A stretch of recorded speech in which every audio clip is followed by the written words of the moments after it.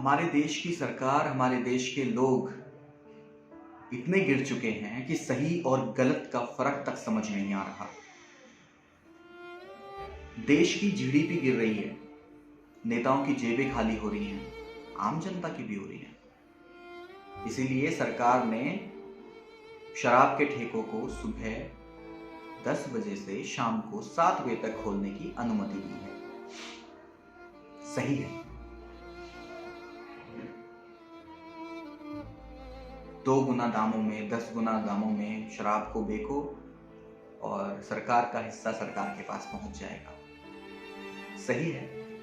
वहीं दूसरी तरफ राशन की दुकानों को सुबह 6 बजे से सुबह 11 बजे तक खोलने की अनुमति दी है। कम जरूरत है राशन की, शायद सरकार को भी और हमें भी। वहीं खोलने की अनुमति तो दे दी, लेकिन वहीं 10 बजे कुछ गरीब पुलिस वाले दुकान पर चढ़ जाते हैं और अपना पेट पालने के लिए उगाई करते हैं। सही है। देश में ऑक्सीजन सिलेंडर की कमी हो रही है, बहुत कमी है। इसीलिए ऑक्सीजन को 10 गुना दामों में, 20 गुना दामों में खरीदा बेचा जा रहा है। ऑक्सीजन रिफिल जहां 500 रुपये में होती थी, वहीं आज 10,000, 20,000 रुपये इसके दिए जा रहे हैं। सही है। हमारे देश में दवाइयों की और अन्य सुविधाओं की कमी हो रही है। इसीलिए बेचारे लोग अपनी जान बचाने के लिए, अपने अपनों की जान बचाने के लिए उन दवाइयों को, उन सुविधाओं को ब्लैक में खरीद रहे हैं। सही है। वहीं उन सुविधाओं की पूरी खेप बड़े बड़े नेताओं के पास, बड़े बड़े मेडिकल स्टोर के मालिक के पास और कुछ रसूखदारों के पास मिल रही है, इंक्लूडिंग एम्बुलेंस। सही है। मोदी को देश के लोगों ने पता नहीं क्या बना रखा है।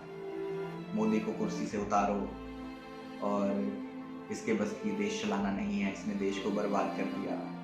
हम होते अगर तो ये करते, हम होते तो वो करते।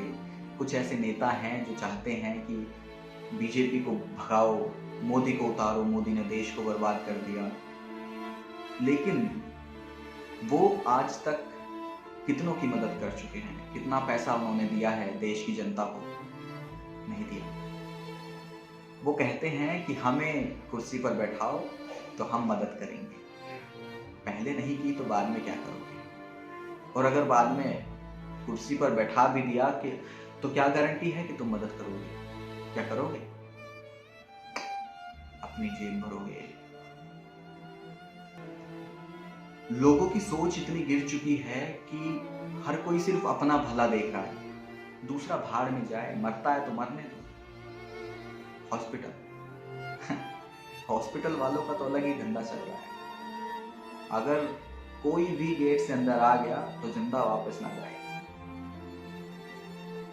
अंदर लाओ, मारो, काटो, काम की चीजें निकालो, सिल दो और वापस दे दो। मर गया आपका भाई, आपका बेटा, आपका पिता, आपकी माँ, आपकी बहन, आपकी बेटी कोरोना से। ये तो तब की बात है जब तक आप जिंदा, आपके अपने आप जिंदा रहते हैं। अभी तो मरना भी है ना, भगवान के पास भी तो जाना है। शमशान घाट में अपने अपनों की मुक्ति भी तो करनी है। 500 रुपये, 1000 रुपये, 2000 रुपये की पर्ची कटाओ और मुक्ति द्वार लेके जाओ। क्यों मुक्ति नहीं चाहिए? करनी तो पड़ेगी। बड़ी बड़ी लाइन लग रही हैं, पर्ची कटवा रहे हैं लोग बेचारे अपने अपनों की मुक्ति के लिए, और वहीं दूसरी तरफ लोगों को चेहरा भी नहीं देखने दिया जा रहा है। सही है। इन सब को देखते हुए ना सिर्फ एक बात समझ आती है, एक बात कहने का मन करता है कि सलाम है ऐसे नेताओं को, ऐसी जनता को और उसकी सोच को।